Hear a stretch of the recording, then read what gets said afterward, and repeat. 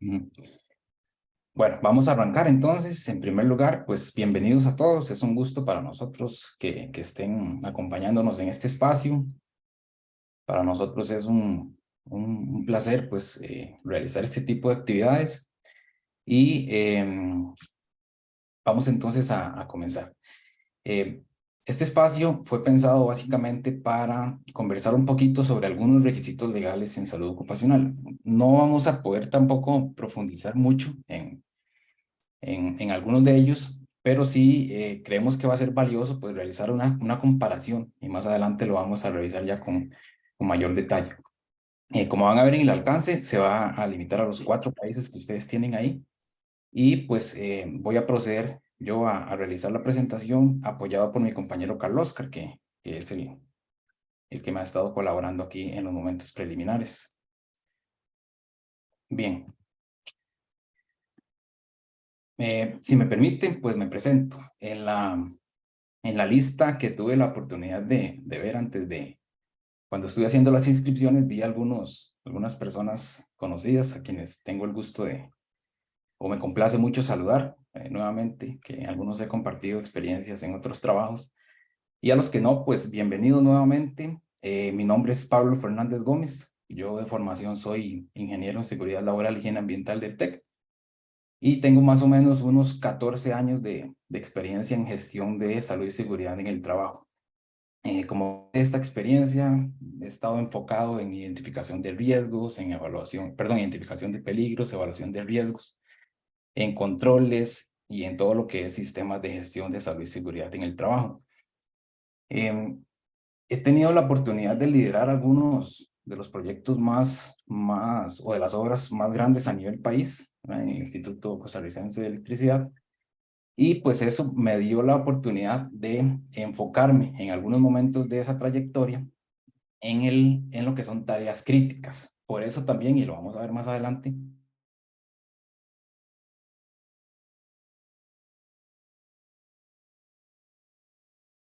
lo queramos llamar. Entonces, pues en algunos de esos proyectos tuve la oportunidad de verificar condiciones en estos trabajos que son considerados críticos, ¿verdad? Principalmente en el sector construcción y más adelante pues en otros sectores como manufactura, metalmecánica, servicios y otro tipo de sectores ya un poco más diferentes.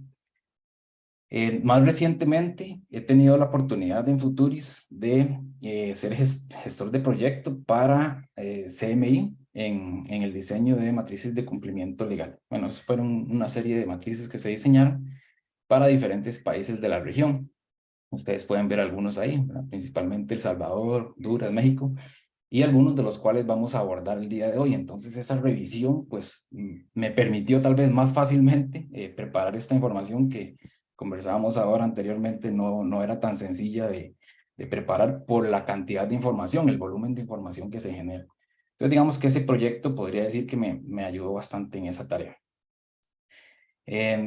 También tuve la oportunidad de participar en una debida diligencia ambiental y social para una empresa del sector agrícola en el estado de Sonora, en México. Ese trabajo permitió, al igual que el último que ustedes ven ahí, valorar o identificar algunos del cumplimiento de los requisitos legales en esos países. Entonces, pues esa experiencia previa, pues también me ha ayudado a empaparme o a tener un poco más de dominio en el tema de requisitos legales. Entonces, más o menos ese es mi perfil, ¿verdad?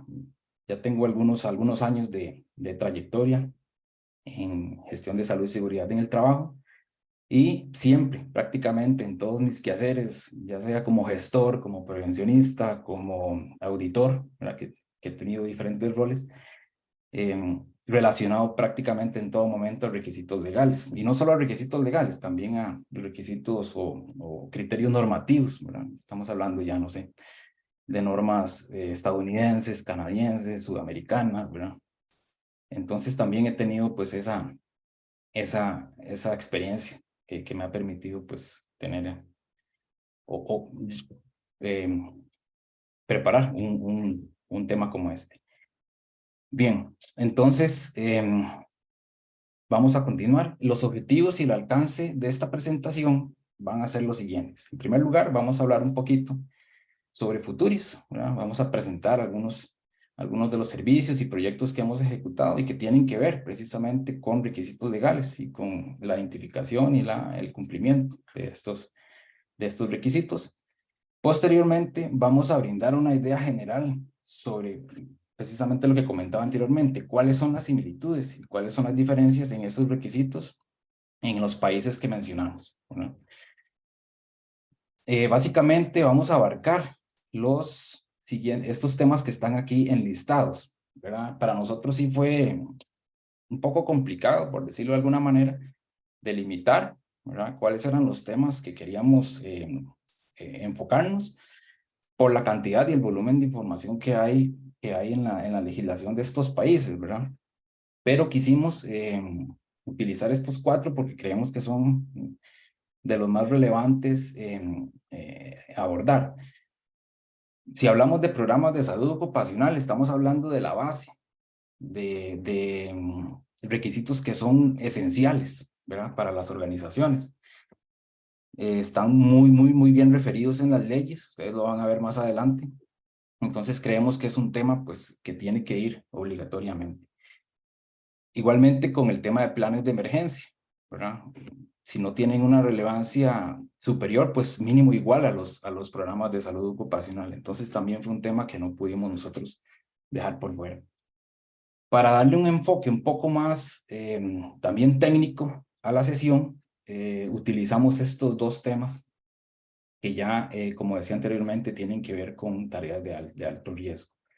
¿Por qué estos 2 temas? Relativamente sencilla la respuesta. Si nosotros nos vamos al nivel de cumplimiento de la mayoría de organizaciones en estos temas, quizás podríamos decir, ¿no?, que por nivel de cumplimiento que existe, ¿verdad? De hecho, si no recuerdo mal, hay una estadística de los Estados Unidos en la cual en todos los años los informes indican que el trabajo en alturas está en el top 5 de incumplimientos a nivel de Estados Unidos y no muy diferente en nuestro país y en nuestros países en la región centroamericana. Entonces podríamos decir que los trabajos en alturas, por ejemplo, representan no solo un nivel de riesgo altísimo para muchas organizaciones, sino que también representan un tópico en el cual hay un nivel de cumplimiento relativamente bajo, ¿verdad? Y eso lo dicen los informes de OSHA, al menos en los Estados Unidos.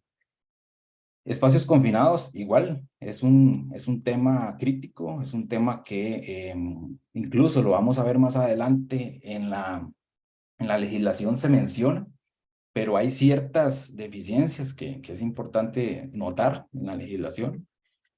Y por lo tanto, pues también quisimos darle un enfoque a este tópico. Entonces, esa es básicamente la razón por la cual nosotros escogimos estos temas para presentar en esta sesión. Listo, entonces vamos a avanzar con el primer objetivo. En primer lugar, queremos presentar a Futuris, ¿verdad? ¿Quiénes somos? Básicamente, Futuris es una empresa de consultoría en sostenibilidad que tenemos una amplia proyección internacional, ¿verdad? Como ustedes pueden ver acá, en nuestro organigrama tenemos como directora general a Emma Tristán. Emma tiene más de 15 años de experiencia en evaluaciones de riesgo, en una serie de temas que tienen que ver siempre con la sostenibilidad. Y acá podemos ver que somos un equipo, digamos, pequeño, si podría llamarse de esa forma, pero multidisciplinario, ¿verdad? Entonces eso nos permite a nosotros abordar diferentes temas, abordar diferentes retos y proyectos, y eso pues nos hace tener enriquecernos, digamos, como equipo de trabajo. Aquí por mencionar algunos, puedo mencionar a Carlos Oscar, que es antropólogo, tenemos ingenieros en seguridad y también tenemos ingenieros ambientales. Entonces, básicamente esa es nuestra organización y sí es muy importante en este punto mencionar que tenemos una proyección internacional, ¿verdad? ¿Qué quiero decir con esto? se han realizado proyectos en diferentes latitudes, ¿verdad? Como ustedes vieron anteriormente, hemos tenido la oportunidad de participar en diferentes países de la región. Podemos hablar de toda la región centroamericana, podemos hablar incluso de Estados Unidos, Canadá, algunas partes de Sudamérica.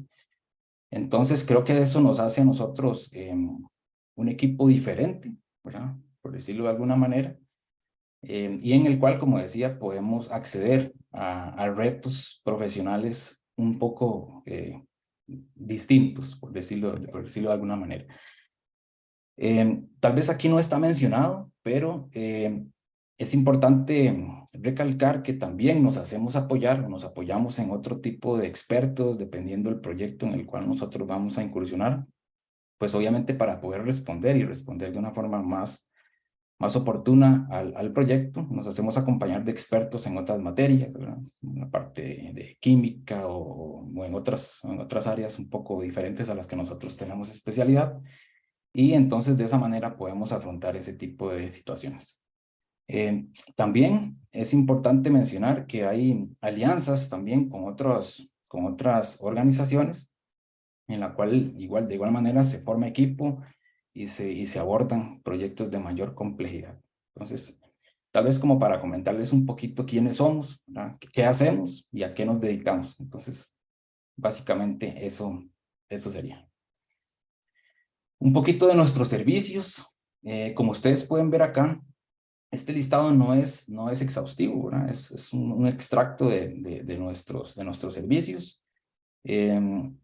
Pero sí queríamos recalcar en este pequeño listado que muchos de estos servicios están relacionados directamente a el manejo, ¿verdad? De requisitos legales en los diferentes países que estemos abordando.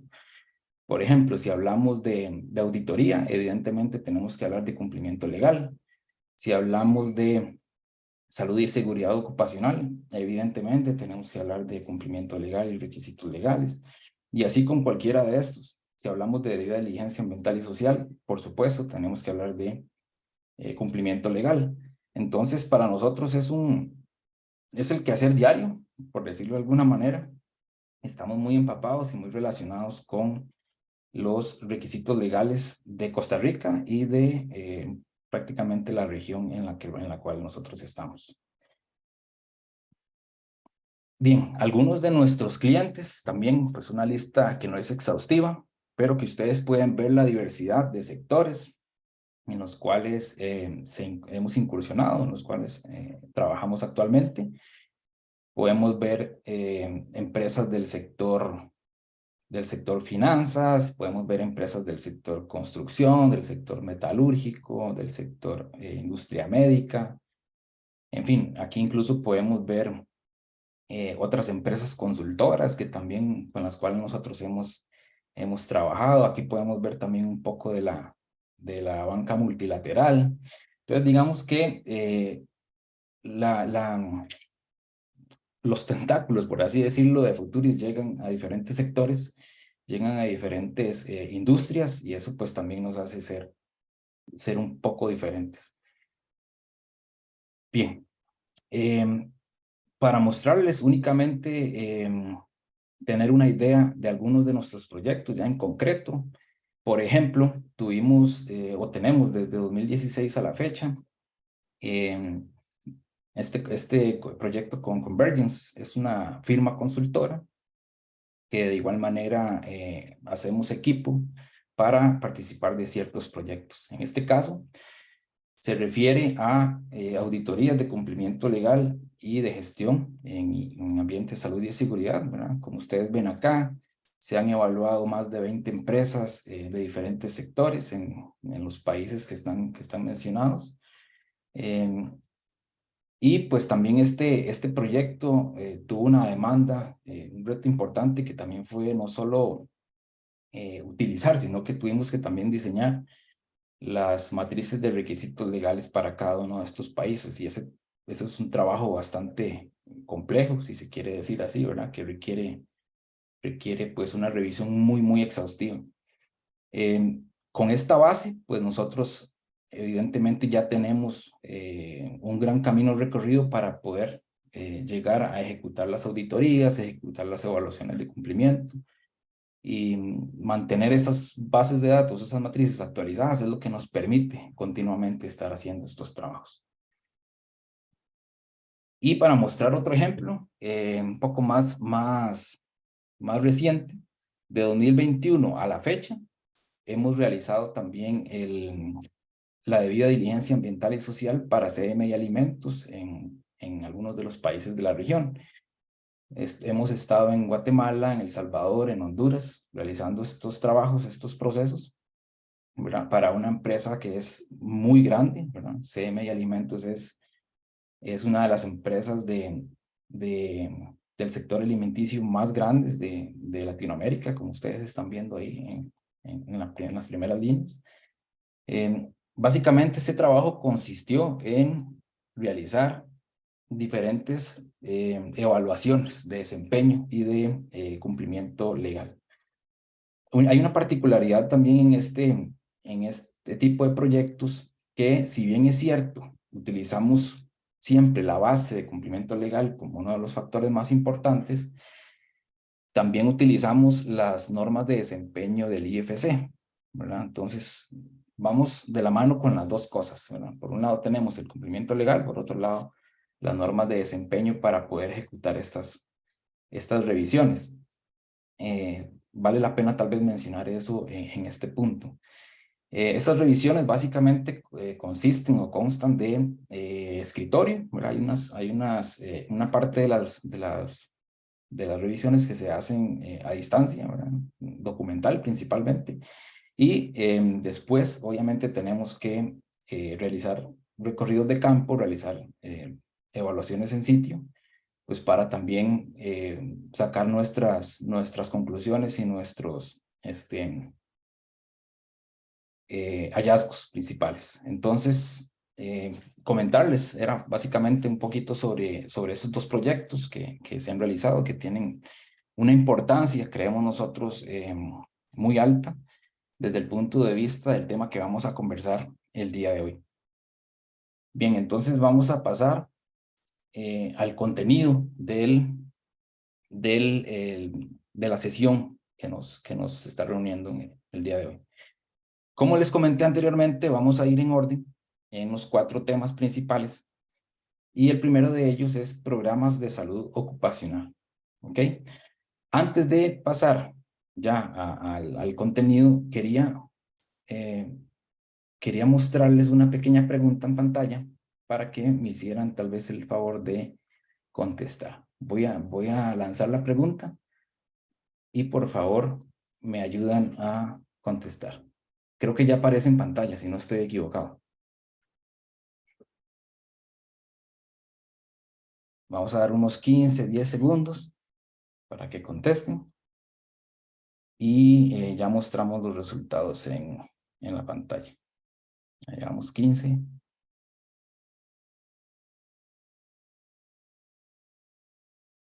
Casi el 80% de participantes. También recordarles que podemos utilizar el chat, ¿verdad? Ahí Carlos Oscar, que es el apoyo, mi apoyo en este momento, va a estar revisando porque a mí me queda un poco complicado ver el chat. Entonces él va a revisar cualquier consulta que ustedes tengan, cualquier comentario, cualquier duda que vaya surgiendo en el transcurso de la presentación. Por favor, utilizar el chat y vamos a atender cualquier comentario, cualquier duda que surja en el momento. Entonces, instarle más bien a utilizar ese medio y así podemos pues conversar un poco o evacuar cualquier duda que surja. Bien, tengo ya casi el 100%, entonces vamos a mostrar. Creo que ya están viendo los resultados en pantalla, ¿verdad?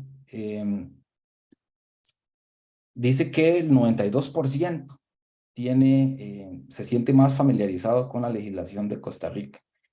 Un 4% una persona de Honduras y otra persona en Guatemala.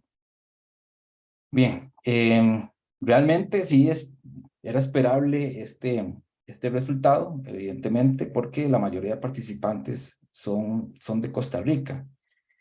Pero, pues, lo importante tal vez de esta sesión es que vamos a poder aprender un poco sobre algunos de los requisitos legales o algunos de los lineamientos establecidos por Honduras, por Guatemala y por El Salvador, que quizás los que nos desempeñamos más que todo en Costa Rica no manejamos, ¿verdad? Y también, pues, las personas que nos acompañan de otros países, en este caso Honduras, Guatemala, se puedan también empapar o puedan conocer un poco más sobre la legislación en Costa Rica. Entonces, ese era el objetivo de la pregunta. Ok. Entonces vamos a iniciar con el primer tópico principal, que es programas de salud ocupacional. Voy a mostrarles el siguiente cuadro para de una vez aclarar cómo es que nosotros quisimos mostrar esta información. Aquí ustedes van a ver un cuadro similar en todos los temas principales.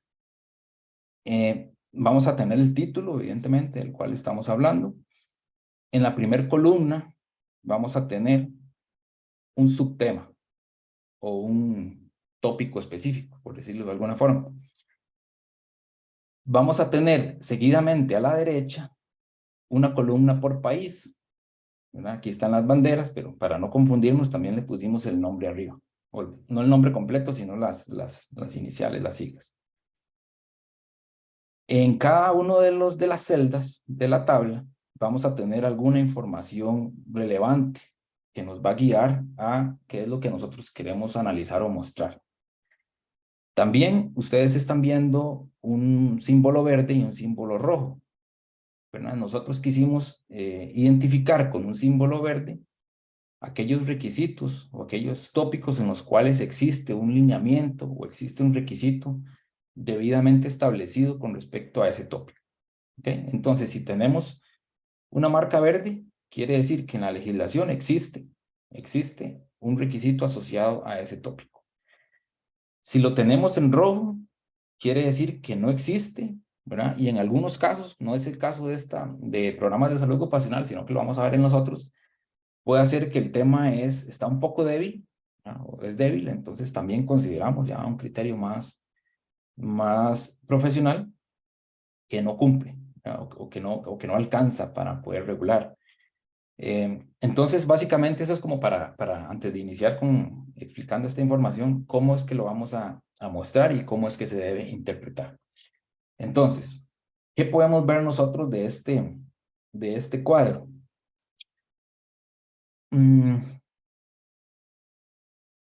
Si nos vamos a empezar de abajo para arriba. Si nos vamos a la última fila, vamos a ver que hay 2 países en los cuales dice que no existe un reglamento de salud ocupacional. Para evitar confusiones en este caso, ¿verdad? Voy a aclarar que hay 2 países en los cuales la ley explícitamente solicita tener un reglamento, ¿verdad? Y ese reglamento es un documento en el cual se enumeran o se deben enumerar una serie de reglas o una serie de lineamientos que el trabajador debe cumplir para poder laborar en la empresa. ¿Ok? Como ustedes pueden ver abajo, dice que para Honduras y para Guatemala se solicita este reglamento y tiene algunos nombres específicos. Por ejemplo, para Guatemala se llama Reglamento Interior de Trabajo. No se debe confundir, porque tal vez aquí me van a decir alguno, pero es que tal vez Costa Rica sí, el Código de Trabajo. Bueno, no se debe confundir con un reglamento desde el punto de vista de reglas de recursos humanos o reglas de conducta y otras cuestiones, ¿verdad? Porque la diferencia la queremos hacer porque en Honduras y en Guatemala se solicita que sea un reglamento específico de salud y de seguridad. Así lo indica el requisito. Contrario a lo que sucede en Costa Rica y El Salvador. No se solicita un documento específico para que se llame reglamento, ¿verdad? Eso es la diferencia que nosotros quisimos hacer. Entonces sí nos parece que es bastante interesante conocer esa diferencia que puede existir de un país a otro donde se tiene un entregable más. Si vamos ascendiendo, vamos a ver que en la primer fila tenemos la obligación de contar con un programa de salud ocupacional. Como ustedes pueden ver, en todos los países está este requisito debidamente establecido. ¿Qué es lo que tal vez tenemos aquí que tener en cuenta? Que a veces el nombre cambia, ¿verdad? Pero eso no quiere decir que cambie cuál es el producto que se espera, ¿verdad? O que el requisito legal está esperando. Por ejemplo, en Costa Rica hablamos de programas de salud ocupacional, ¿verdad? Y aquí resaltamos que la norma solicita que esté implementado en la empresa en los primeros 4 meses de operación. ¿Okay? Eso es importante tenerlo en cuenta. En el caso de El Salvador, tiene este nombre que ustedes ven aquí resaltado en negrita y exige que sea a partir de empresas con 15 trabajadores. 15 trabajadores o más, ya lo solicita la legislación. Aquí si ustedes ven, marqué o marcamos en negrita actividades peligrosas en comillas. ¿Qué es lo que sucede ahí? Y eso también es a veces la exhaustividad que tiene un requisito legal o un conjunto de requisitos legales. Seguidamente se indica en la legislación de El Salvador que si la autoridad considera que la actividad de la empresa es peligrosa, ¿verdad? Y por eso queda ahí un poco porque no establece un listado, por ejemplo, que diga industria metalúrgica, construcción, etcétera, sino que simplemente dice si se considera que es una actividad peligrosa, entonces no interesa a los 15 trabajadores. El requisito aplica aunque tengan 1, 2, 3 o 4. ¿Okay? Entonces ahí también es un tema del juego con los requisitos que a veces siguen por ejemplo, a este cuando solicita el programa, ¿verdad? Seguidamente pide o indica que no importa si son menos de 15, si es una actividad peligrosa, aplica el requisito. Si nos vamos a Honduras, no hay distinción de cantidad de personas. Ustedes ven, aquí hablamos de 15, aquí no se indica cuántas personas tienen que haber en el centro de trabajo para que exista el documento, ¿verdad? Y para finalizar, en Guatemala tenemos que también tenemos un tema muy particular que quisimos también resaltar, que el requisito indica explícitamente o textualmente que debe ser firmado por un médico, ¿verdad? Eso también llama un poco la atención, ¿verdad? Contrario a lo que sucede en otros países, ¿verdad? Si nos vamos por acá a la línea de profesionales en salud ocupacional, vemos que los atestados son un poco diferentes de las personas que aprueban o que emiten estos documentos, y así pues en el resto de países, ¿verdad? Pero sin embargo aquí sí nos genera un poco esa diferencia de que indica textualmente el artículo que tiene que ser firmado por un médico. Muy importante también la parte de identificación de peligros y evaluación de riesgos. Si lo vemos en Costa Rica, es una evaluación general, por decirlo de alguna manera, para todas las actividades de la empresa, de igual manera que en Honduras, así lo solicita.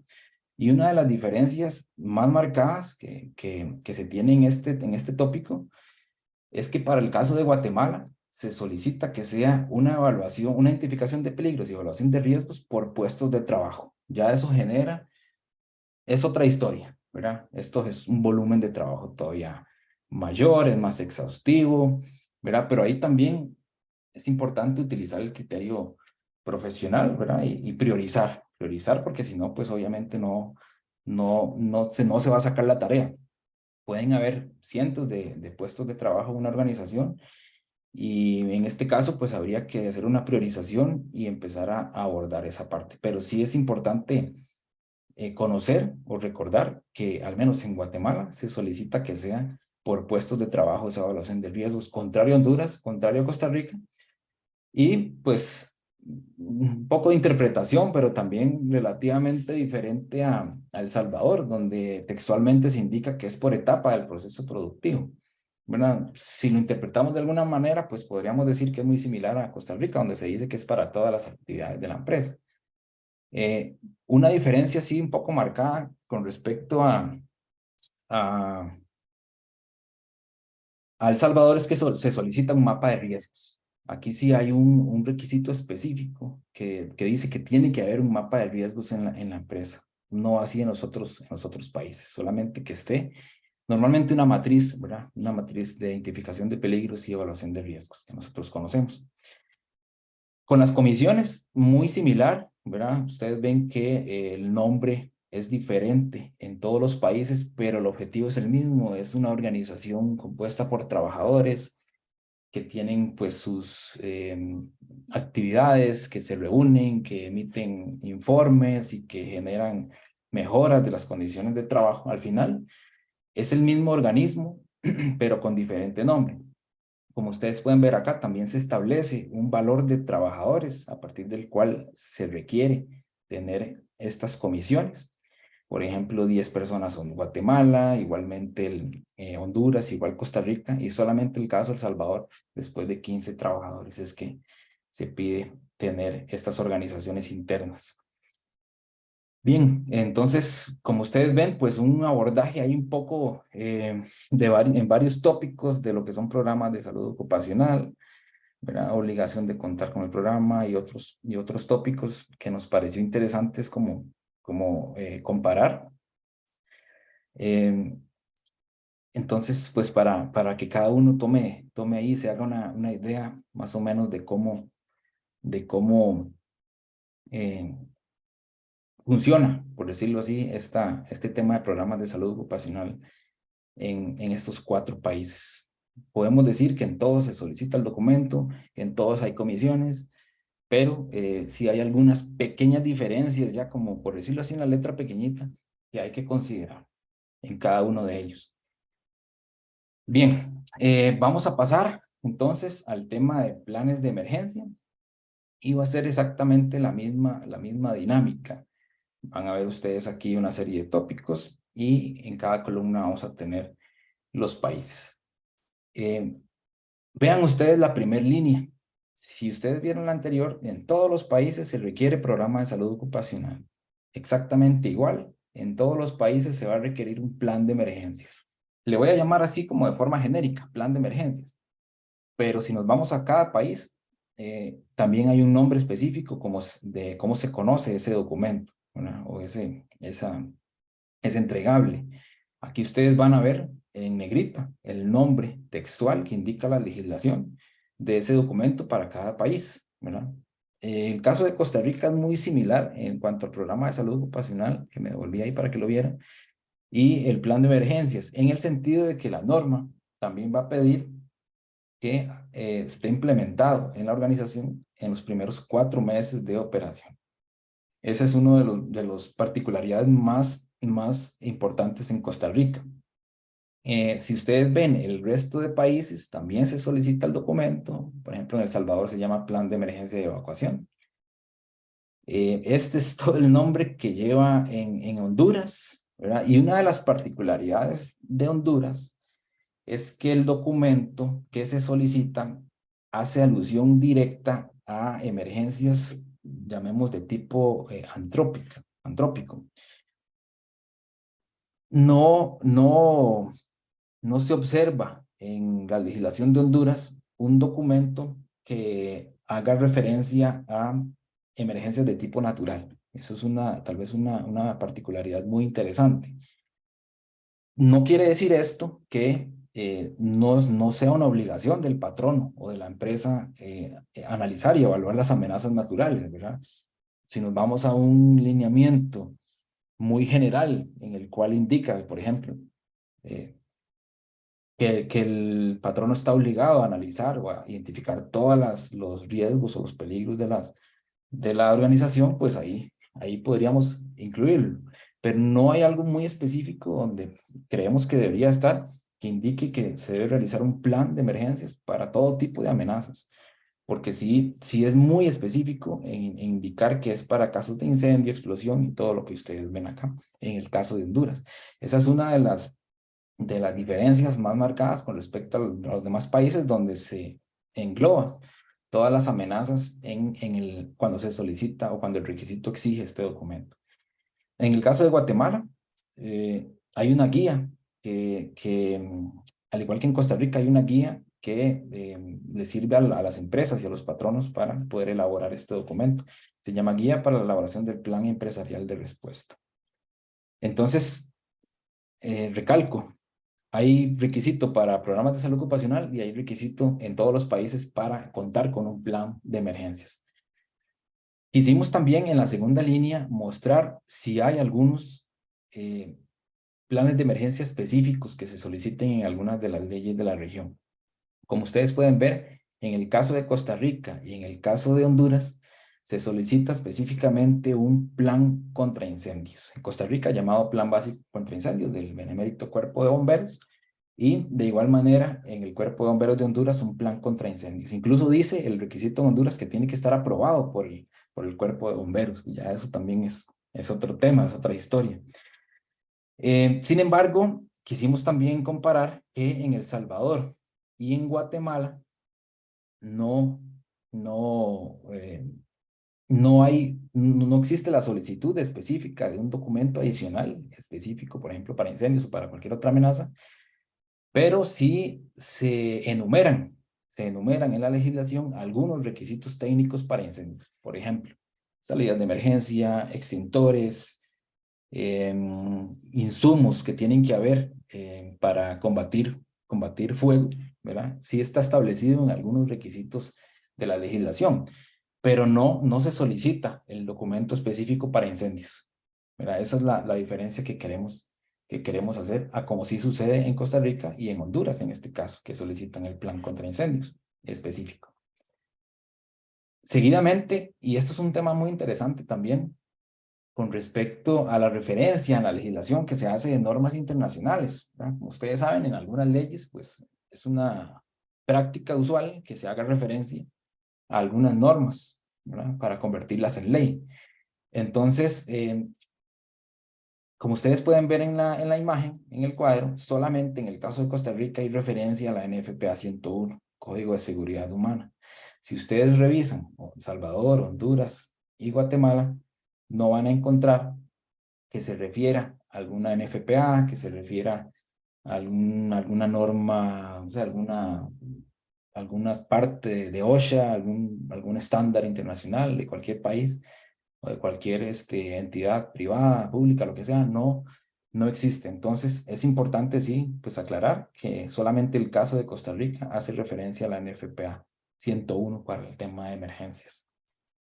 Otro de los temas interesantísimos es el código sísmico, ¿verdad? Creo que muchos de ustedes si habrán escuchado o tendrán el criterio de que incluso si han visitado países como Guatemala, El Salvador, Honduras o cualquiera, incluso México, se darán cuenta que en algunos sectores, en algunos casos, la construcción es un poco diferente, ¿verdad? Si hacen una revisión de la literatura, también se darán cuenta que tal vez no sigue algunos estándares internacionales desde el punto de vista estructural.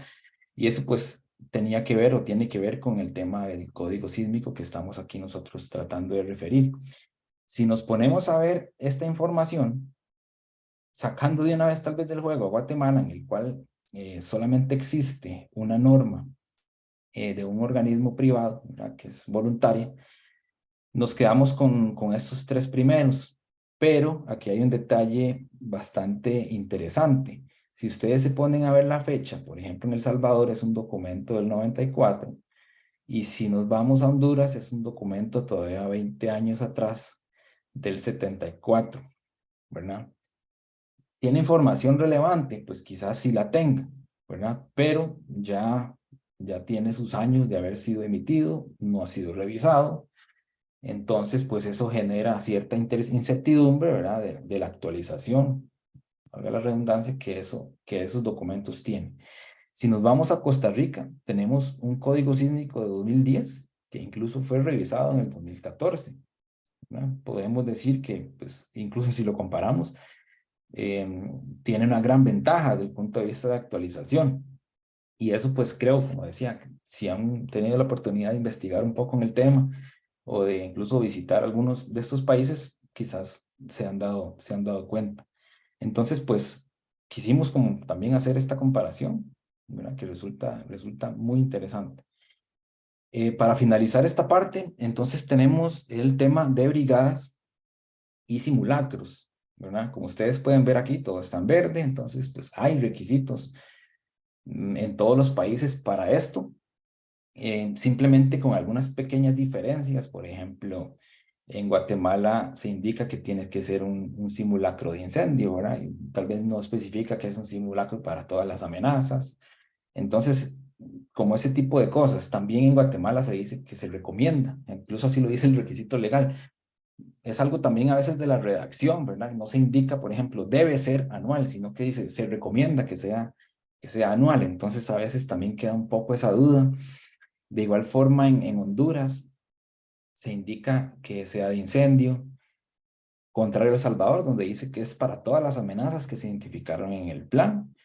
Y pues el caso de Costa Rica también. Sin embargo, aquí quisimos también resaltar que tenemos también la declaración del Día Nacional del Simulacro, pues como una ventana hacia la práctica o la buena práctica de realizar simulacros en las empresas. Y la parte de brigadas, de igual manera, como ustedes ven acá, para todas las amenazas, en el caso de Costa Rica, El Salvador, y pues aquí en Honduras se especifica que sea una brigada de primeros auxilios. Creo que eso, haciendo una revisión exhaustiva de la legislación, también tiene que ver un poco con la actualización de los documentos, ¿verdad? Algunos de los documentos ya tienen sus años y pues han ido quedando también un poco atrás en actualización y eso genera que existan actualmente ese tipo como de desviaciones o desventajas respecto a otros países o a normas internacionales, que a veces, como mencionaba anteriormente, vamos a utilizar mucho los requisitos legales en una evaluación, ¿verdad? Pero también puede llegar una institución que solicite el uso de normativas más actualizadas. Entonces es importante eso. Bien, entonces, pues una reseña general de la parte de emergencias. Sí es muy importante, pues, saber que tenemos requisitos en todos los países que nos obligan a contar con planes, ¿verdad? Pero que hay otros en los cuales, pues, tal vez tenemos que echar mano de otros estándares o de otras normas para poder eh, complementar esa información. Bien, vamos a pasar entonces al tema de trabajos en altura. Siguiendo la misma metodología, les voy a pasar a mostrar el cuadrito. Vamos a tener acá entonces estos criterios, ¿verdad? Pablo, perdona que te interrumpa, me parece que tenías un quiz Ah, cierto, para que la gente no se duerma. cierto. Aquí les voy a presentar y... Mira, aquí está. Son 40 preguntas para que se preparen. Mentira, es una pregunta. Y creo que ya la tienen en pantalla, si no me equivoco. Para que por favor respondan. ¿Falso o verdadero? La afirmación que tenemos en pantalla. Vamos, 13%, 17%. Ok. Apenas tengamos los resultados, los voy a mostrar. Vamos por 60%. Y me devuelvo para que repasemos la respuesta, que al final es también lo importante es quedar claro. ¿Ok? Ya casi terminamos. Vamos por 90. 91. Ok. Creo que ahí terminamos. Voy a finalizar la votación y les va a aparecer en pantalla los resultados. Dice que un 67% dice que es verdadero y un 33% que es falso. Vamos a ver la pregunta. Dice, en todos los países está definido en la legislación que las empresas deben elaborar un programa de salud ocupacional y un plan de emergencias general. Voy a devolverme a los cuadritos para repasar. ¿Ok? ¿Obligación de contar con un programa en todos los países? Sí. ¿Obligación de contar con un plan de emergencias general? También. Entonces, la respuesta correcta es verdadero. ¿Ok? Ahí tal vez la confusión que se puede generar es como hay países que piden planes específicos, ¿verdad? Aquí, por ejemplo, no tenemos, ¿verdad? Pero si hablamos de un plan general, podemos decir plan de emergencia general, perdón, podemos decir que todos los países que estamos analizando, pues, hay un requisito asociado a la obligación de contar con ese documento. Entonces, la respuesta es es verdadero. Bien, vamos a pasar entonces al tema de trabajos en altura. Y como les decía, vamos a tener estos tópicos que ustedes ven acá.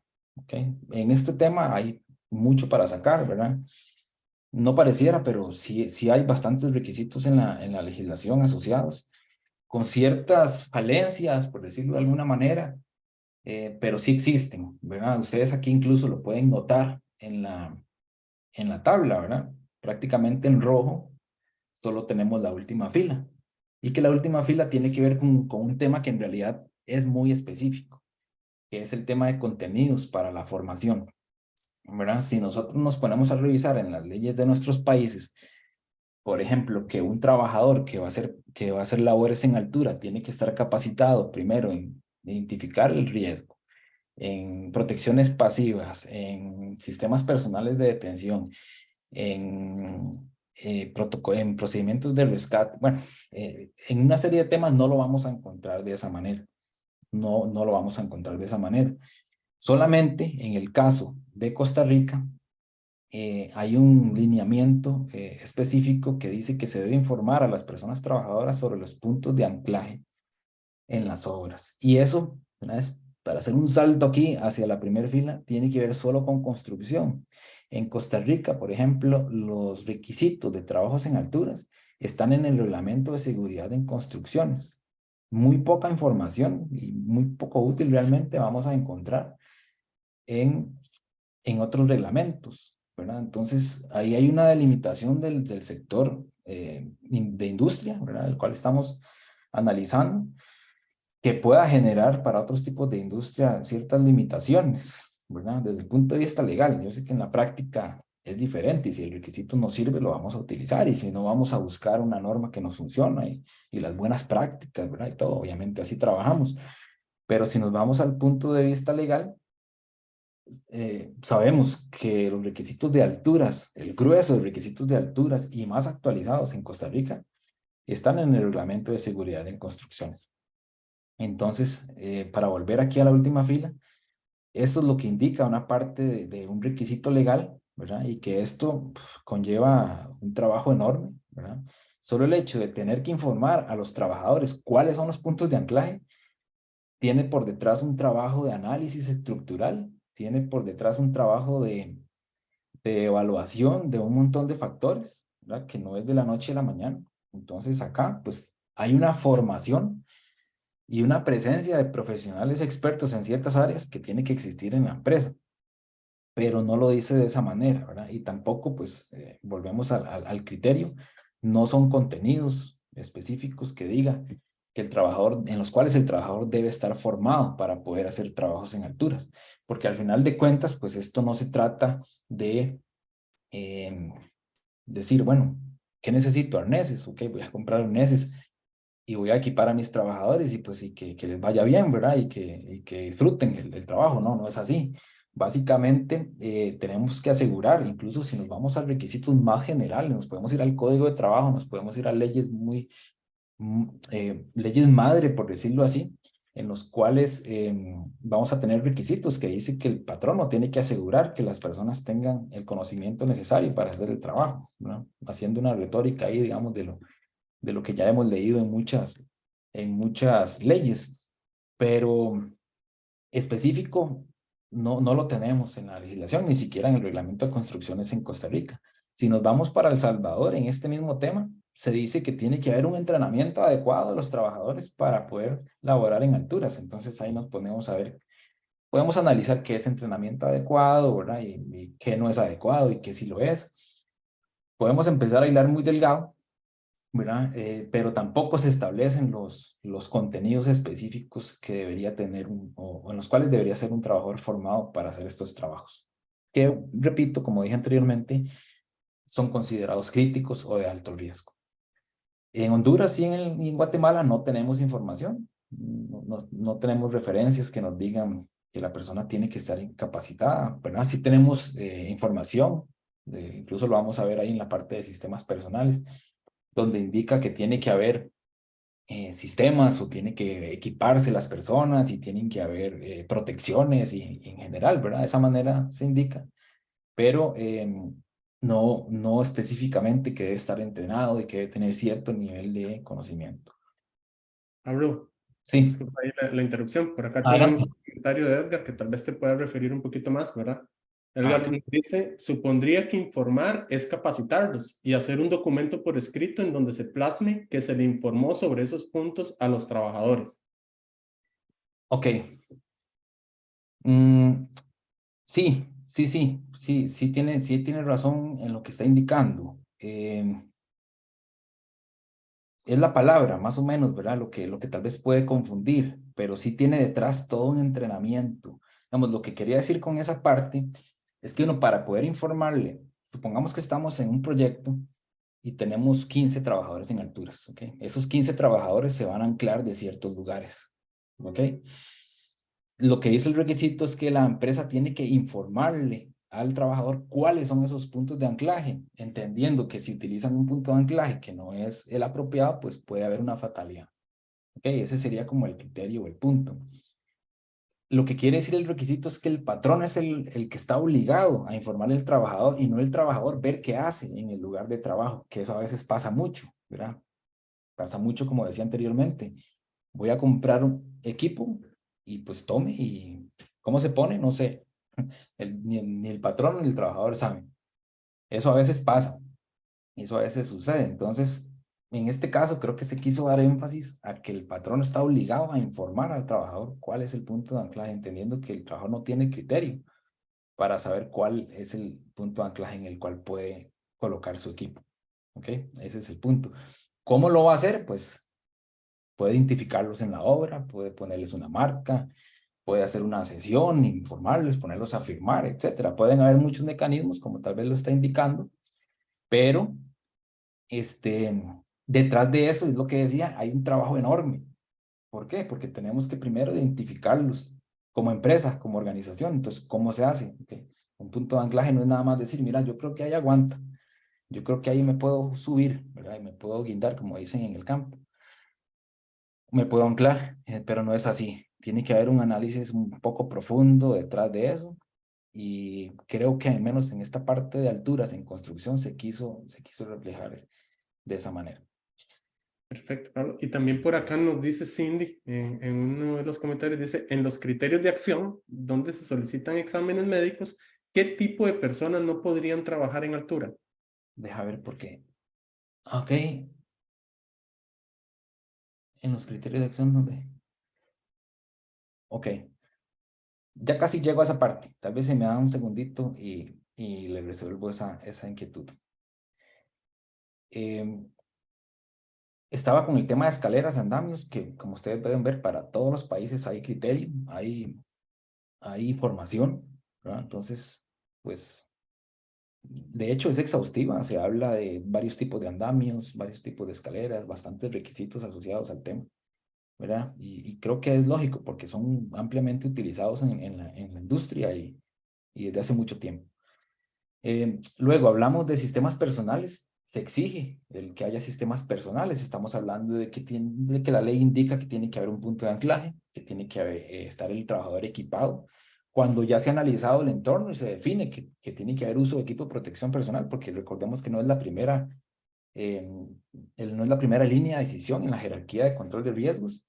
Entonces, pues cuando ya hemos determinado que se requiere o que tenemos que utilizar equipo de protección personal, entonces pues también hay requisitos que indican eso, ¿verdad? Que tiene que haber equipamiento, etcétera.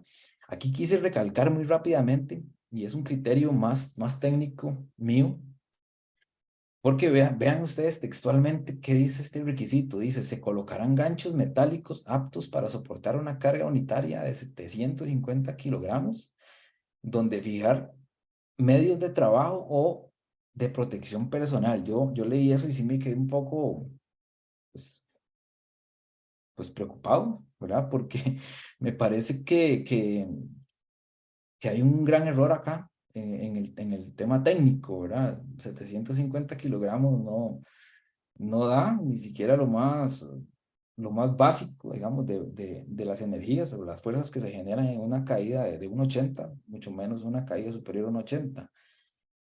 Entonces sí lo quise marcar acá, ¿verdad? Para que les quedara por ahí esta información, Y recordar también que a veces lo que leemos en un criterio, pues hay que verlo con ojos un poco críticos, ¿verdad? Y también informarnos en otras fuentes, ¿verdad?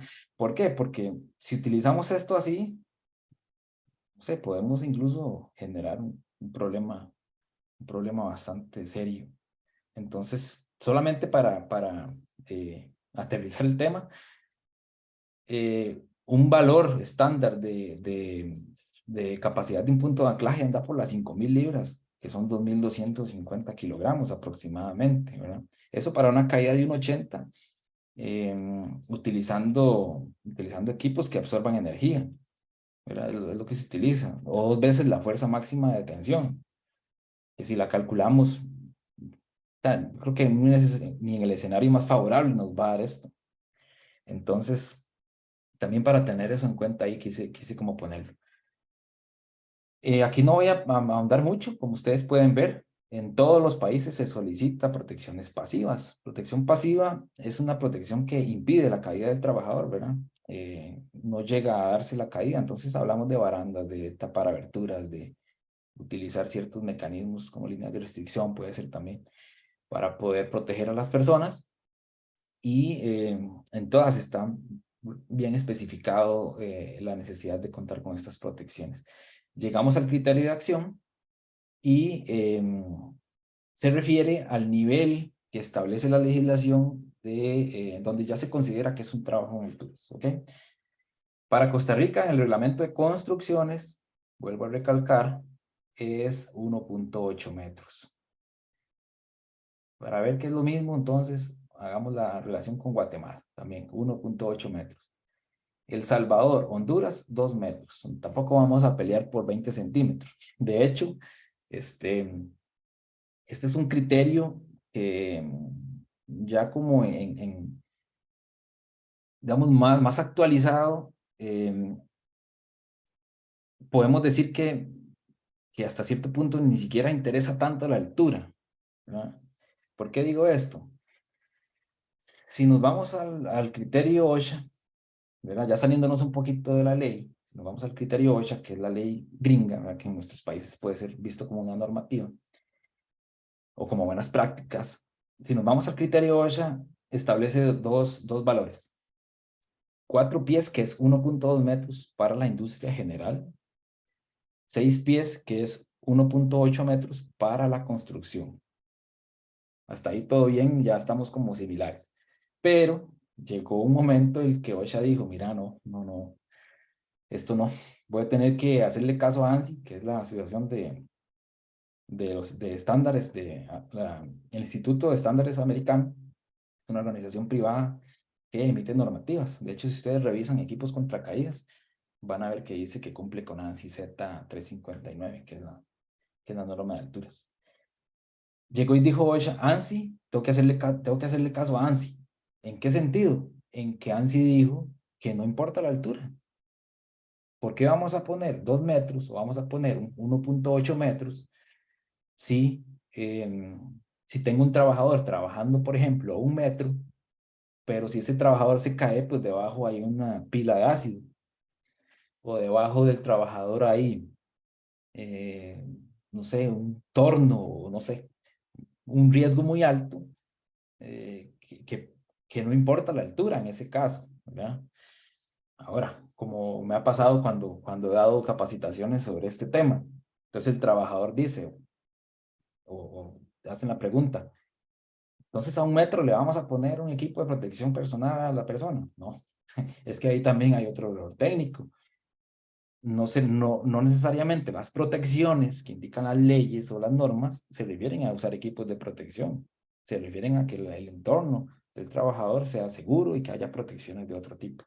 A eso se refiere. También ANSI dijo, no importa la altura, baja o elevada.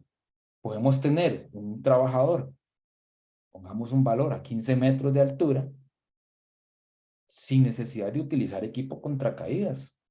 Podría darse el escenario perfectamente, siempre y cuando otras medidas que no es equipo de protección sean suficientes. Entonces ese criterio lo absorbió OSHA y así se maneja. Pero como ustedes pueden ver, pues aquí seguimos hablando de 1.8 metros, ¿verdad? Y es importante tener ese criterio presente, pero no decir, no, es que no llego a los 1.8, entonces pues no me aplica. No es así tampoco, porque el patrón no tiene la obligación de hacer todo lo que esté a su alcance para prevenir cualquier accidente. Bien, entonces teníamos el tema de los exámenes médicos. ¿Qué tipo de personas no podrían trabajar en altura? Bueno, es un tema que se vaya más como a la parte médica, ¿verdad? Como a la parte médica. Aquí lo que el criterio quiere decir, tanto en El Salvador como en Honduras, es que la ley explícitamente pide que después de 6 metros, o sea, que si un trabajador va a trabajar a 6 metros o más, tiene que tener exámenes médicos. Para abajo de 6 metros no, y esa es otra cosa que uno dice, ¿por qué? ¿Será que a 4 metros no puede pasar algo grave? Entonces, pero ya es como hilar un poco bastante delgado. Para responder esa pregunta, ya específicamente, tendría que haber ya un criterio profesional desde el punto de vista medicina, ¿verdad? Pero sí existen algunas enfermedades o algunas condiciones que van a limitar pues que una persona pueda realizar trabajos en altura, independientemente de si es 1 metro o 40 metros, ¿verdad?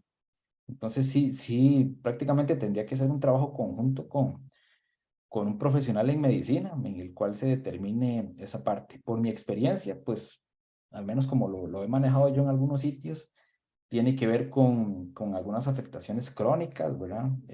Los médicos van a revisar, por ejemplo, problemas de vértigo, van a revisar algunas enfermedades que puedan producir mareos, van a revisar la parte de reflejos, de movilidad, lesiones anteriores que pueda tener una persona. Digamos, es como bastante exhaustivo el tema y pues el criterio sería que tiene que haber pues un listado de condiciones que sea emitido por un profesional en la materia, en medicina. Obviamente acompañado pues de nosotros, habría que hacer un trabajo conjunto con los profesionales en salud y seguridad en el trabajo. Bueno, espero que le haya podido contestar a Cindy la pregunta. Y si no, pues podemos quedar en contacto también. Todas las preguntas que se han ido haciendo por ahí, si quedan algunas sin responder, pues nosotros nos comprometemos a darles una respuesta en el menor tiempo posible. Bien, vamos a avanzar y ya para tratar de finalizar con el tema de espacios confinados. Bien, tenemos la misma metodología de la información y aquí hay unos criterios bastante interesantes. Como ustedes saben, para el tema de espacios confinados, ¿verdad? Normalmente se maneja en la realidad y en el campo con un procedimiento específico al ser una tarea crítica. Ese procedimiento va a tener asociado un permiso.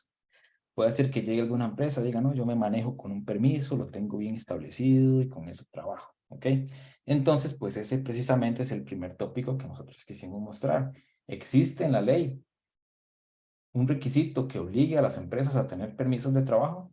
Es correcto, sí existe. Como ustedes pueden ver, en todos los países existe explícitamente el requisito de que para entrar a un espacio confinado tiene que haber un permiso de trabajo. Y rápidamente, en 30 segundos, voy a decir que es un espacio confinado por aquello. Un espacio confinado es un sitio que que cumple algunas características. Número 1, no es un sitio que está diseñado para la ocupación de personas, ocupación continua de personas. Normalmente tiene solo una entrada y una salida. Y la característica más importante es que tiene poca ventilación natural y que por esa condición o cualquier otra puede representar un riesgo en la calidad del aire interior, en la atmósfera que está adentro de ese lugar. Normalmente es un espacio estrecho, un espacio cerrado, y que, como decía al principio, no está diseñado para la ocupación continua. Llámese una tubería, llámese un tanque, llámese un silo, llámese... ¿qué más por ahí? Bueno, ahorita se me escapan otros ejemplos, pero creo que esos que mencioné lo dejan claro. Entonces, volviendo, sí existe requisitos que exigen a las empresas contar con un permiso para poder acceder a esos lugares por el riesgo que representan. Están catalogados como lugares de alto riesgo. ¿Ok? Aquí las únicas diferencias interesantes es igual que en el tema de trabajos en altura, los requisitos para confinados en Costa Rica están en el reglamento de construcciones y eso tiene las mismas implicaciones que comenté antes. Y que en el caso de Honduras se especifica textualmente que se garantizará por escrito las condiciones de seguridad. Entonces, aunque no diga tal vez que es un permiso, pues ya se está diciendo que se va a garantizar por escrito. ¿De qué forma? Pues normalmente con un permiso de trabajo. Es lo más utilizado. Entonces, pues por esa razón le pusimos el verde a Honduras también. Muy relacionado a esta parte, tenemos el tema del monitoreo, ¿verdad? ¿Qué ganamos con un permiso de trabajo si no tenemos o si no está involucrado el monitoreo de la atmósfera? Acabo de decir que un espacio confinado es un lugar de alto riesgo porque puede representar riesgo en la atmósfera. ¿Okay? ¿Qué puede pasar? Puede haber deficiencia de oxígeno, puede haber presencia de gases tóxicos que generan envenenamiento, básicamente. Entonces, está muy relacionado a esos dos criterios, ¿verdad? Entonces, van de la mano.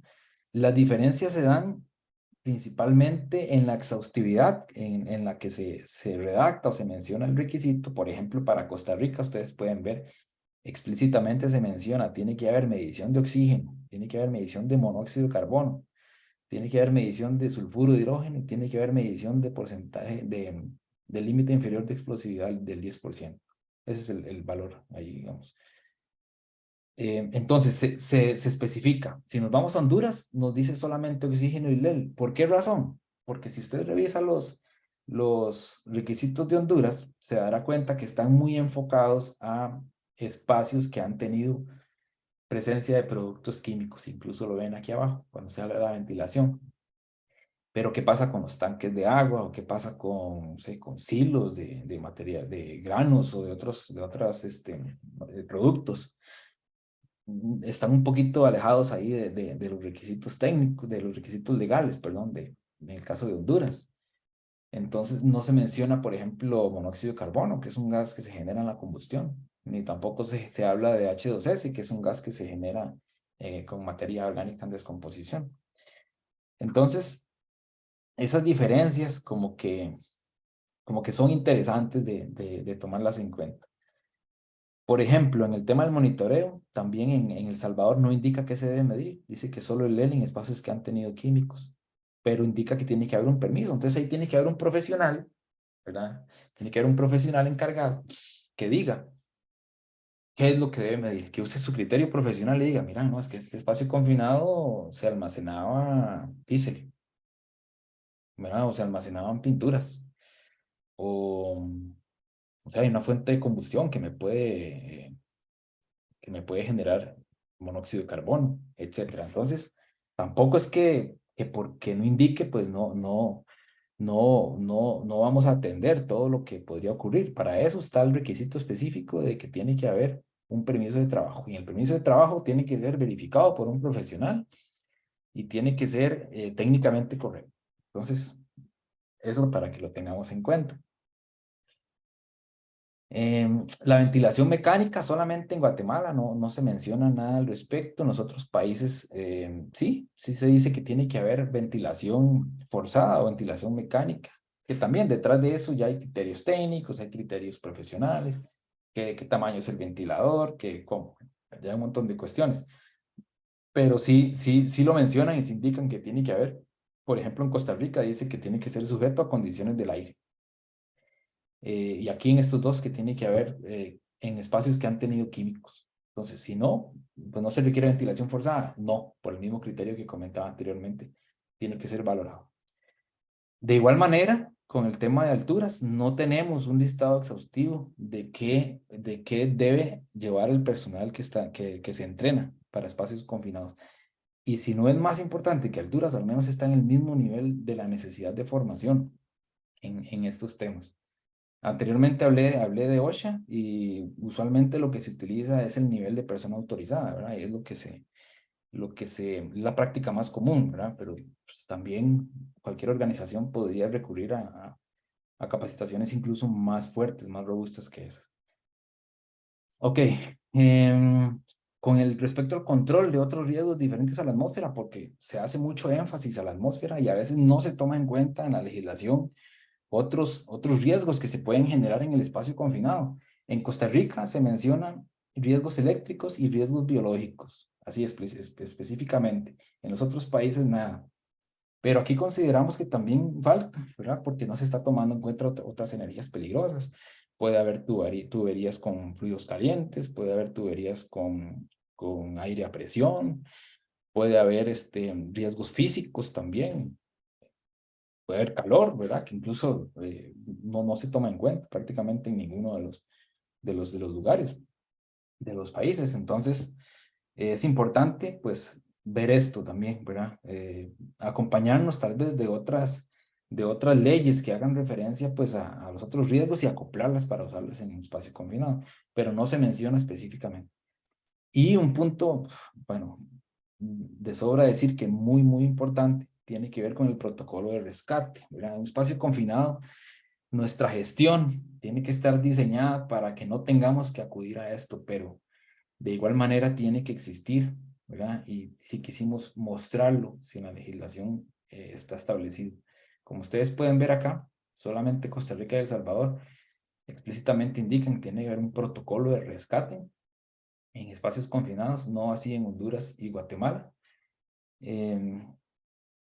Ciertamente no indica pues los componentes del protocolo de rescate o del plan, ¿verdad? Pero al menos existe el requisito que exige, que obliga al patrono y al que ejecuta la tarea de contar con un protocolo de rescate en recintos confinados, que, como decía anteriormente, sobra decir la importancia que eso tiene. Bien, entonces era una idea general de los espacios confinados. Y creo que tenía por acá también otra pequeña pregunta antes de pasar ya a la última parte, que se las voy a poner acá. Creo que ya la tienen allí en la pantalla, entonces para que me hagan el favor de responder. Para pasar ya a nuestra última parte, que va a ser unos 10 minutos, y finalizar pues con el tiempo que teníamos programado, ¿verdad? Que eran aproximadamente unos 90 minutos. Entonces creo que ya ahí estamos contestando.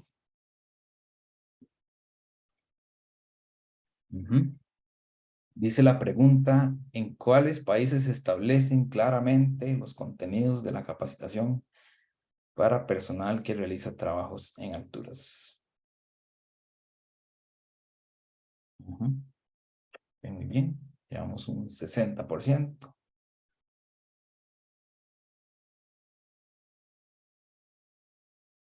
Bien. Voy entonces a mostrar ya voy a finalizar la votación. Están entrándonos los últimos. Ok. Voy a finalizarla en este momento. Y dice que 56% dice que en ninguno, efectivamente, como lo traté de recalcar,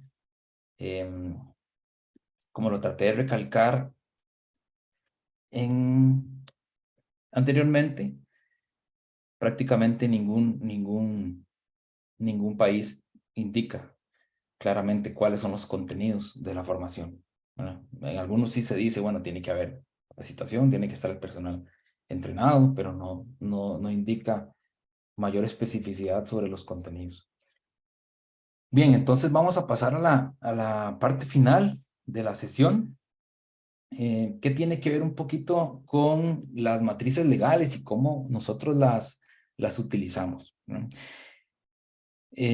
Valga la pena recordar y mencionar que lo que acabamos de ver en esos 4 temas principales es, si lo podemos llamar de esta forma, es una pincelada de todos los requisitos existentes, ¿no? Podemos hablar, no sé, para países como Costa Rica o, bueno, digamos que para todos los que nosotros estamos analizando en esta oportunidad, estamos hablando de 20 o 30 documentos legales, tal vez. Variable, obviamente, de un país a otro y de 500 o más requisitos legales que tienen que ver con la seguridad y salud en el trabajo. Y ahí sí estaríamos metiendo otros tópicos, como ustedes ven acá, por ejemplo, en la imagen, Podemos tener requisitos de seguridad eléctrica, tránsito vehicular, incluso riesgo psicosocial y otros por ahí. Entonces, aquí lo que estamos viendo es un ejemplo de un resumen de una matriz legal luego de que se utiliza para evaluar el cumplimiento de un proceso, de una actividad o de una organización como tal. Como podemos ver acá, ¿verdad? Tenemos una serie de temas. Tenemos acá los niveles de cumplimiento de cada uno de los temas. Cada tema podrá tener X cantidad de requisitos, dependiendo la cantidad de leyes que existan para ese tema en el país. Y pues acá a la derecha lo que tenemos es simplemente la información mostrada en un gráfico, ¿verdad? Al final también acá tenemos un nivel de cumplimiento bajo según estos criterios que nosotros tenemos acá, que ya eso lo define cada organización, lo define el auditor, lo define, ya está definido. Entonces, pues, sí queríamos mostrarles esta información para que ustedes vean cómo podemos acomodar o utilizar estas matrices nosotros ya en un ejercicio real, ¿verdad? En una organización real, y qué información arrojan, ¿verdad? Al final, pues, los gráficos nos dan la información de cuáles son los temas que tienen mayor nivel de cumplimiento y por el contrario, cuáles son los que requieren mayor atención. Entonces, pues era para mostrarles también un poco esta información, este resumen. Acá también podemos ver un extracto de una de las matrices, ¿verdad? No es nuestra intención, obviamente, que vayan a leer todo esto, ¿verdad? Pero simplemente que ustedes vean el diseño, digamos, original o real que tiene la matriz, y es solamente una parte porque pues, no alcanza como para poner toda la información. La podemos tener aquí en un tema como salud ocupacional en general, podemos tener 500, 600 líneas aquí para abajo de requisitos legales, ¿verdad? Y que nosotros utilizamos estos requisitos para definir el cumplimiento de una organización en particular. No sé si se verá bien ahí en las pantallas, pero por acá lo que tenemos es un subtema, ¿verdad? Por ejemplo, si esto es salud ocupacional, tenemos un subtema, aquí lo vamos dividiendo, tenemos obligaciones de los patronos, tenemos tema de comisiones, tenemos señalización y temas un poco más generales, que ya eso es un diseño interno de cómo nosotros distribuimos la información. Luego tenemos un título, ¿verdad? Es importante esto, tenemos un título que nosotros le damos a cada requisito para poder guiarnos en la búsqueda, porque es tanta la información que pues necesitamos a veces hacer filtros ya bastante exhaustivos. Aquí también utilizamos el criterio si es un requerimiento interno o externo, ¿verdad? A veces utilizamos también estas matrices para poner algunas normas o para ver si hay más bien unos lineamientos internos dependiendo de la empresa. Entonces también pues es importante ver si el cumplimiento, cómo está el cumplimiento externo e interno. Convenios también, por ejemplo, convenios de la OIT se pueden perfectamente poner por acá si es que están ratificados en los países. Tipo de requerimiento, ¿verdad? Si es legislación, si es norma, si es un convenio, como decía anteriormente. Acá es muy importante, tal vez no lo dice esta imagen en particular, pero cuando el requisito tenga implícito un entregable, un documento, aquí lo vamos a poner. Por ejemplo, si el requisito dice, toda empresa con más de 15 trabajadores debe contar con un programa de salud ocupacional, entonces aquí vamos a poner el entregable, el documento requerido es el programa de salud ocupacional. Y eso nos guía a nosotros más fácilmente para nadar, digámoslo así, en este documento. ¿Qué más por acá? Bueno, por acá ya más a la derecha tenemos cuál es la legislación, ¿verdad? Con su código, con su nombre textual de cuál es esa ley, cuál es el apartado del que estamos nosotros utilizando y pues el texto directamente extraído del documento legal. Entonces, pues de esta manera nosotros utilizamos la información para poder hacer evaluaciones de cumplimiento, poder tener a mano la información. A veces uno cuando hace una revisión en campo, por ejemplo, utiliza la observación, utiliza el criterio profesional, por ejemplo, que le han dado ya los años de experiencia y demás. Y después necesita, sí o sí, hacer una referencia a un requisito legal. Entonces, pues, hacemos el complemento de la observación con un requisito legal que podamos encontrar aquí nosotros en esta matriz, por ejemplo. Un último ejemplo, tenemos acá, por ejemplo, también un resumen de otra matriz en la cual tenemos incluso más temas. Como ustedes pueden ver, aquí tenemos mezclados los temas de ambiente con los temas de salud y seguridad en el trabajo. Igual una distribución interna, un diseño interno. Tenemos acá un ejercicio también real de cómo se quedó una evaluación en particular. Y si ustedes pueden ver acá la cantidad de requisitos, por ejemplo, 548 en cumple, y si sumamos esto, bueno, nos va a dar como 700 requisitos o más, que también, pues, dependiendo del tipo de organización, ¿verdad?, que vamos a tener, así va a ser ese cumplimiento. Y de este cuadro, por ejemplo, extraemos un gráfico como este, en el cual nos va a decir más visualmente, incluso para presentar resultados o para nosotros generar nuestros informes y demás. Vemos cuáles son los temas, ¿verdad? Los temas que tienen mayor cumplimiento y, por el contrario, los que tienen un cumplimiento más bajo. Aquí también vemos una distribución general, ¿verdad?, que nos sirve también como más visual que otra cosa.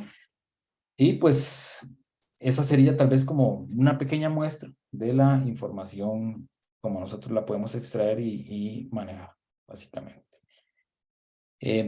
Ya nosotros estaríamos casi finalizando la información que teníamos preparada, pero antes queríamos mostrarles esta actividad por si tienen el interés y el gusto de acompañarnos.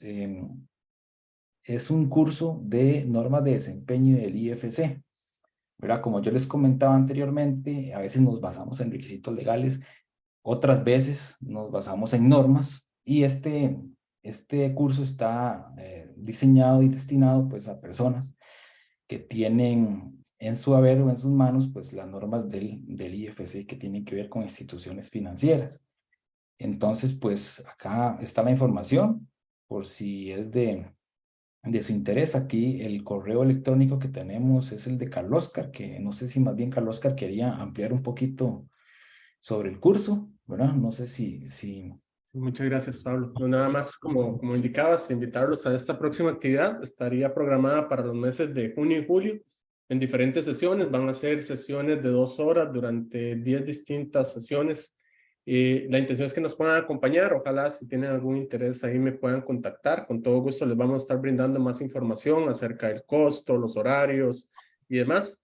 Y como decía Pablo, esto se vincula muy bien con la parte que acabamos de ver, que es el tema de los requisitos legales. Es una parte importante, pero en algunos casos de proyectos o algunas instituciones sí les solicitan ver un poco las normas de desempeño, en este caso las del IFC. Entonces ahí les queda la información y cualquier cosa, con todo gusto podemos estarles brindando los datos. Muchas gracias, Pablo, más bien. Gracias, Carlos, que más bien. Ok, y pues ya para finalizar, en el tiempo Pablo, que... nada más por acá tenemos una Ok, sí, cita, sí. tal vez, ¿verdad? Que nos hace María José. Entonces, tal vez antes, o tal vez ellos pueden ir tal vez haciendo el cuestionario de la Sí, actividad. lo que Y les iba a mientras comentar es ellos- que en este QR les va a dirigir a un cuestionario de satisfacción del webinar. Entonces, para nosotros es muy valioso conocer la opinión de ustedes. Agradeceríamos entonces muchísimo si ingresan y nos ayudan a completarlo. Se los Mientras voy a tanto, copiar también en el chat por aquello de si alguien no puede copiar el código QR, entonces se los voy a poner también en el chat, ya casi. sí. Ujú. Y teníamos María José, tenía unas preguntas, aquí estoy viendo el chat. Dice, para Costa Rica, cuando se mencionó la obligatoriedad del programa, esto aplica para centros de trabajo de más de 50 personas. Esto lo indica el reglamento de permisos del Ministerio de Salud. Ok, es correcto. Me voy a volver porque si no estoy equivocado, no, creo que no lo anoté acá, pero no, más bien, ay, ya se me cruzaron un poquito los cables, pero el profesional, es más bien el profesional en salud ocupacional que tiene que ser a partir de las 50 personas. Si no estoy equivocado y me corrige tal vez alguien, ajá, es que no lo puse acá, pero creo que es a partir igual de 10 personas. Ujú. Sí. Que yo creo que bueno, en el permiso, en el reglamento de permisos, viene como un anexo y ahí viene con lo de la cantidad y hasta donde tengo entendido, si son más de 50, o sea, aplica lo mismo como para la persona de la oficina, pero tengo entendido que el plan de salud también es para mayor de 50. Ok. Bueno, lo reviso y yo lo resuelvo, porque creí que lo había, es que creí que lo había puesto acá y creo que no está. Se me hizo aquí una Pablo, no petición. sé Ajá. si me permitís también Sí, adelante. agregar algo a lo que menciona María Sí. José. Pero creo que Emma lo está poniendo por ahí por el chat también. Es Ujú. para más de 20 personas, pero también hay una aclaración que indica que el programa de salud ocupacional se debe realizar cuando hay situaciones de riesgo, de alto riesgo. Entonces, sí, podría ser que sea una cantidad menor de ocupantes en la empresa, pero que sea una situación de alto riesgo. Efectivamente, como mencionaba Pablo, y creo que Edgar ahí por el chat también lo indica, la oficina, el tener un profesional en salud ocupacional es Ujú. cuando hay 50 o más personas trabajadoras. Ujú. Ok, muchas gracias. Mayor a 10 personas es una comisión. Es correcto. Correcto. Ujú. Sí. Ok, no, muchísimas gracias por la aclaración. Creo que María José tenía otra pregunta. Lo de la celebración del simulacro es una recomendación. Sí, se estableció de esa manera, está vinculado al documento y lo que yo mencionaba anteriormente es que es una ventaja para las empresas pues contar con eso, con miras a poder realizar más eventos, ¿verdad? O más prácticas. Hay una tercera pregunta de María José, un poquito más abajo, Pablo. ¿En cuál reglamento específico se dice cuál es el profesional que puede firmar los planes de emergencia? ¿En cuál regla? Ok. Mm, Si no estoy equivocado, no sé si Mariela lo tiene más claro, pero yo creo que es igualmente la Perdón, María norma. José, perdón, ¿Ah? yo creo que con esa pregunta está siendo usted demasiado precisa para estas horas de la noche. Exacto. Se lo podemos buscar con mucho gusto y se lo conseguimos para Sí, después. tal vez. La norma. Muchas gracias, muy amables. Sí, no, y tal vez un poco para ampliar, porque sí, de verdad que Pablo, qué buena memoria, pero digo, ya a esta hora también es muy complicado. En realidad, como Pablo mencionaba, el reglamento, más bien, uno de los requisitos de las oficinas de salud ocupacional es que el encargado de salud ocupacional realice los planes de preparación y respuesta ante emergencia. Entonces, un poco una forma, digamos, de responder parcialmente a tu pregunta sería que tiene que ser alguien con las competencias de un encargado de salud ocupacional quien pueda firmar los planes de emergencia. Sé que hay una norma, bueno, una ley que estuvo, también un proyecto de ley que se estuvo desarrollando para poder ya especificar con más detalle cuál profesional de cuáles competencias puede firmar los diferentes planes de emergencia, pero entiendo que todavía eso es un proyecto de ley, pero igual lo vamos a investigar más y ahí nos deja la tarea. Ok. Muchas gracias, Mariela, por el apoyo. Ok, no sé si hay más comentarios en el chat. Por acá al momento no veo, les estamos dejando los datos, Pablo, tus datos ahí en... También estaba complementando Edgar, que dice que los planes de emergencia son formados o formulados por personas con... Ajá, sí, es lo que comentábamos ahorita. Firmados, perdón, era. Firmados, ok. Muchas gracias, Edgar, sí. Ujú. Ok, no sé si hay más consultas. Como dijo Emma, tenemos hasta las 9. Entonces, no sé si hay más consultas, si no, de nuestra parte, en nombre de todo el equipo, les agradecemos mucho la participación, haberse quedado hasta el final y reitero la solicitud de completar la evaluación que acá tenemos. Y pues de nuevo agradecerles el tiempo. Esperamos que haya sido de provecho para ustedes. Esperamos que de alguna manera les haya funcionado la información. Y pues quedamos para una próxima ocasión. No sé si hay algún comentario adicional de algún compañero o de algún participante. Si no, terminaríamos. Muchísimas gracias, Pablo. Excelente. Gracias a ustedes, con gusto. Bueno, Muchas entonces, gracias a todos por la participación. muchas gracias. Gracias. En contacto. Hasta luego a todos. Vamos a parar. Hasta luego, gracias. Hasta luego. Hasta luego.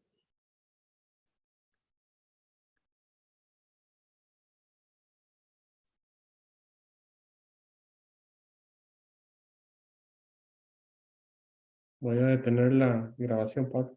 Ujú.